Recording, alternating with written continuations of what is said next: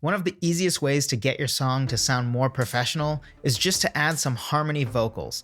And I know harmony vocals can seem overwhelming, but today we're going to talk about 3 really easy ways to add harmony vocals. Let's talk about it.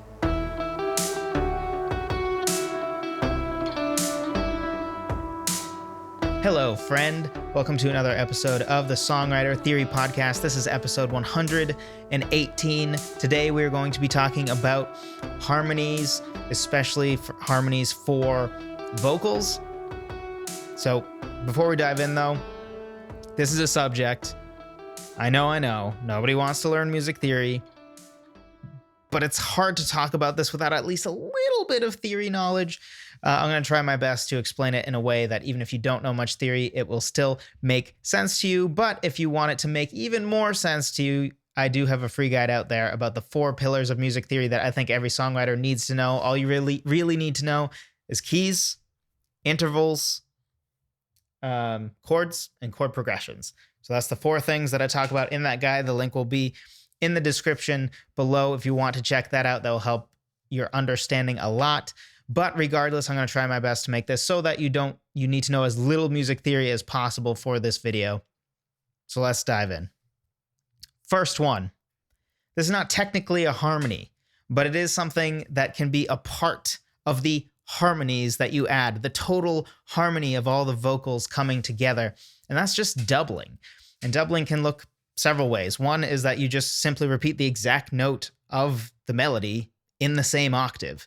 Now that just sort of adds a beefiness to your voice. It helps to really make the melody stick out, stand out. But a more common thing to do, or maybe equally as common, but a little more in the actual harmony realm. It's still not really harmony, but it is a little bit more like real harmony, is just going down the octave or up the octave, depending on where you are in your range for the melody.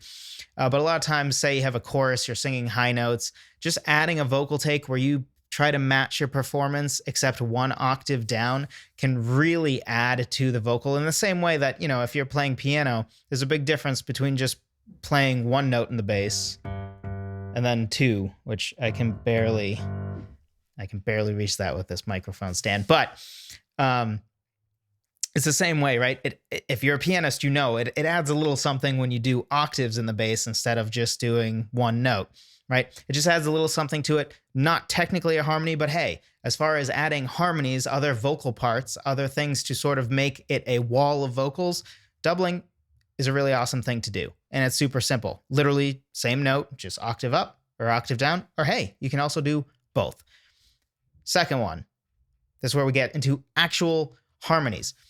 This is a tight harmony. So a tight harmony is usually either a third above or a third below. Yes, I know this is where music theory is coming in, but basically when it comes to a third, think of whatever key you're in, right? So let's take key of C because it's very easy. Key of C is all of the white keys, right? So in that case, you always go not to the next note in the key, but the next note after that. So for example, a third from C in the key of C major would be not D, because that's the next note. E is the next note after that. So that's your third. Also in the key of C, say an F, what would the third be? Not the G. So it's the A. And this applies to all keys, right? If you're in the key of E, the next note is F sharp. So it's not that one. And then the next note after that is G sharp. So that's your third. So generally speaking, you want your tight harmonies to be either a third above or a third below. Generally speaking, even if you don't do exactly a third above and a third below, we'll talk about why you might not want to and why you should change it up. But the point of a tight harmony is it follows the same what's called contour as your melody. What's contour? Well, the basic way to look at it is it's basically going in the same direction and at about the same rate. So if you thought of your melody as like, hey, let me draw that the line goes up a little bit when the melody comes up, and it comes down when it goes down, and it goes way up when it goes way up. And it's just a line that you draw across a page following roughly how high or low pitch-wise a vocal is, or really any note, but in this case, a lead vocal. That's the contour. That's all it really is, like a roller coaster representing how high or low the notes currently are. And generally speaking, you want your harmony, when we're talking about tight harmonies, to follow that exact same contour. And the reason for this is that helps it to sort of blend and supplement the lead vocal instead of really standing on its own. In this case, this type of harmony is most effective when you just kind of want to add something to the melody without adding too much different advanced harmony. You just want something that blends along with your melody, because look, it's going at the same contour. It's just usually a third above or a third below. So it's very much a supplemental piece. And as far as the third above and third below goes, you might actually want to change this, because sometimes a third above or a third below might not actually fit with the underlying chord. So let's take an easy example again. Let's take a C major chord. A C major chord has C, E, and G. So if you're doing a harmony above that, okay, that was just the melody. But let's take a third below. So right there, right, we have a C major chord, which is C, E, and G. And then we have an F as the low harmony, or the third below harmony. And then the A is the melody. So both the melody and the harmony are both not in the chord. They're not notes that are in the chord. And this isn't necessarily a problem, right? It comes to taste. You might want to add tension, and it might be just the right amount of tension for you to add that, F and A that are both not in that chord that's currently playing. But another alternative is that you can actually mostly stick with notes that are in the chord. So in this case, we might start with the third, because at first it's a G is the melody, which is in the C chord, and then E, which is also in a C chord. That would be your third below harmony. So when we go up one note, we can actually just go up one note in the melody, but keep the harmony on that E, because the E is within our chord, which would sound like this. So now that E is in the chord, the A's not, which already that melody is sort of intending to break from the chord to add that bit of tension. That's the point of that line. But something to think about. So basically, start by keeping it simple. Pick a third above or below. In general, I like a third below because I like the melodies, especially if you're singing higher and the star of the show is like your vocal range, like you're singing high notes. Definitely probably pick a third below, because A, a third above might be really pushing your vocal range. And B, you don't want to take any of this spotlight away, because humans tend to hear the lowest and highest notes best, which is why you can probably pick out the bass pretty easily, and you can pick out, whatever the highest part of a song is generally. So if you layer a bunch of vocals together, or you listen to a choir, you probably notice the sopranos, don't you? You probably notice the basses. But when it comes to the tenors and the altos, it might start to blend and you can't really tell. But people tend to notice the highest and the lowest. So take advantage of that. Let the highest be your main lead vocal.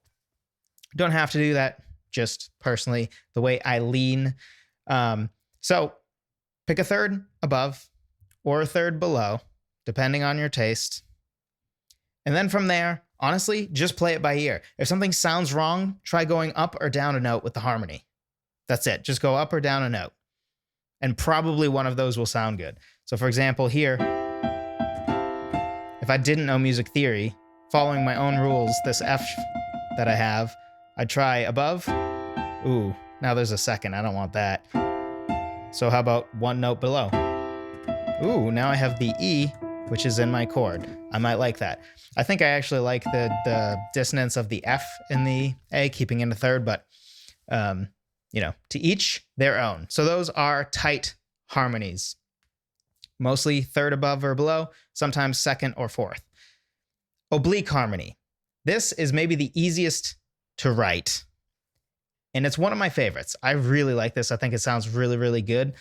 And also, this week, there's going to be videos coming out on the YouTube channel I don't know if you're watching on YouTube. If you are and you're enjoying this and you're getting value from this, be sure to drop a like and subscribe, because I have videos coming out every single week. This podcast comes out in video form, of course, but there's also videos that are like edited videos that, you know, are a lot shorter because they're not a podcast.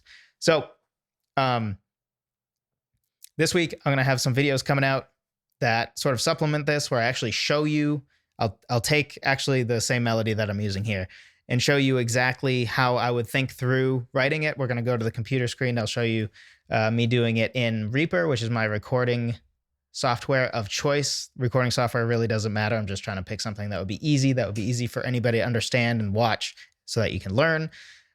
So be sure to subscribe if you're interested in that, because that will be coming. So last one, Oblique Harmony. Oblique really just means that it's a note staying in the same place. And this really has a sort of anchoring effect. It anchors where your melody is really like based in. So there's basically two different versions. There's one where you're doing a chord tone and one where you're doing what's called a pedal harmony. There's other words for it too, pedal tone, etc. But for the chord tone, basically what you're doing is whatever chord you're using. So before we had the C major, right? You use usually the first is the first note in the chord, right? So if it's a C major chord, C is the first. Or you can also use what's called a guide tone. Guide tones generally are basically notes within the chord that inform what the chord is. So for example, a fifth, this is probably the most technical music theory we'll get, but hang with me, it'll be worth it. So a fifth doesn't really tell you anything about the chord. Why? Because, well, I don't know if it's a C major chord or a C minor chord. That's very important information. Whereas if you pick the third, that tells you like, hey, it would imply within the context anyway, right? Because in context, we know it's a C chord. Obviously, an E alone is meaningless. But in the context of a song where the song has enough context to know like, hey, this is a C major chord, an E is relatively informative relative to a fifth or the G, which is less informative. Regardless of all that, usually you want the first. You can also use the third, and if you're using seventh chords, you can use the seventh, because the seventh somewhat informs, you know, what is it, a dominant seventh? Is it flat seventh? What is it? But anyway, that's the most advanced we're going to get. Moving on. So let's talk about the two types. One that we just started talking about is the chord tone. This basically means the simplest version is whatever your current chord is, you simply sing the root note of that chord along with the harmony. Along with the melody. That's it. It's that simple, right? So before we said it's a C major chord throughout. So we would have a C. So that combined with this microphone being in the way of me actually being able to play the keyboard is relatively annoying. I have to figure out a new setup. But here we are. So we established as a C major chord. So it would just be like this. Right? Literally, it's one note the entire time. And yes, on its own, it's boring, but that's not the job of a harmony. The job of a harmony is to be interesting in context. And especially when layered with other harmonies, right? Like let's say we add the third too. Okay, now we're getting somewhere, right? And then maybe you add, you know, the double down the octave, and now we're really getting somewhere, right? So it doesn't matter that it's boring on its own. Think every alto part ever, right? Like altos are made fun of because they like have three notes the whole time, and they're on one note for like measures straight. That's basically what this is. And you know what? Maybe it's not fun to be an alto for that reason, but it sounds really good in context. And if you took that note away, the richness of the harmony would really start to go away. So the other version of Oblique Harmony is a pedal tone, as I mentioned before. Pedal tone, instead of being based on the current chord, so it would change every time there's a chord change, instead it just stays the same regardless of chord changes, and it's based on what key you're in rather than what is the current chord. So in this case, we're in the key of C. So even no matter how many chord changes there are, I'm probably going to basically just stay on C. You can also use, instead of the tonic, which tonic is the first, you can also use the dominant, which is the fifth. So in this case, we're in the key of C. So you would either be on a C note or a G note, because a G is the fifth, because go up by 5 within the key, right? So C, D, E, F, G. So the G would be the fifth. And you're probably going to you're just riding that the whole time, right? It will add some tension sometimes, and sometimes it will be perfectly consonant, which is the beauty of it, because to keep harmonies interesting, a part of the key is to sort of balance, have some dissonance, and then come together and relieve the tension. Create tension with some dissonance, and then become perfectly consonant again. That is a part of what makes it interesting, which is a part of the reason that you actually don't want to stay completely in thirds the whole time, going back to our other harmony. Right? The reason I said sometimes you want to maybe do a fourth and a second, because otherwise it might get a little boring, a little too perfect. The beauty of Oblique Harmony is it has built in that it's not going to be perfect, right? Because your melody, I'm sure, is not staying on one note, but your Oblique Harmony is going to. So therefore, as you go up by a second, guess what? This and this and this and this, like that all has is a completely different interval between them, right? It's not a third, right? It's not a third the whole time.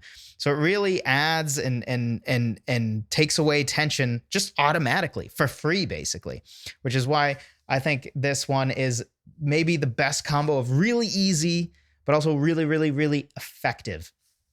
So those are the harmonies that I wanted to talk about. Hopefully that was helpful to you. If it was and you haven't already, be sure to drop a like and subscribe. Click that little notification bell if you want more videos on songwriting. We talk about songwriting every single week. We have podcasts like this, as I mentioned before, and we have videos at the Songwriter Theory YouTube channel, which you may or may not be on. If you're listening via podcast, I appreciate you. I saw a few of you emailed me some more requests. I'm starting to get through the requests. This is actually a request from a while ago. Somebody was requesting harmony vocals, and it took me a while to get to, because I want to make sure I did it right. And I feel like now I'm prepared to do it right. Hopefully you agree, because I really want to make it simple but useful. And that with harmonies and things that involve more music theory, it's a little harder to do. So hopefully this was helpful to you, especially the person who requested this. I hope that this was helpful to you. I do mark all of your requests down. I'm going to get in the habit of doing a better job of marking them down to make sure I don't miss them. So I've started preparing for some others. Thank you, as always, for listening, and I will talk to you next time.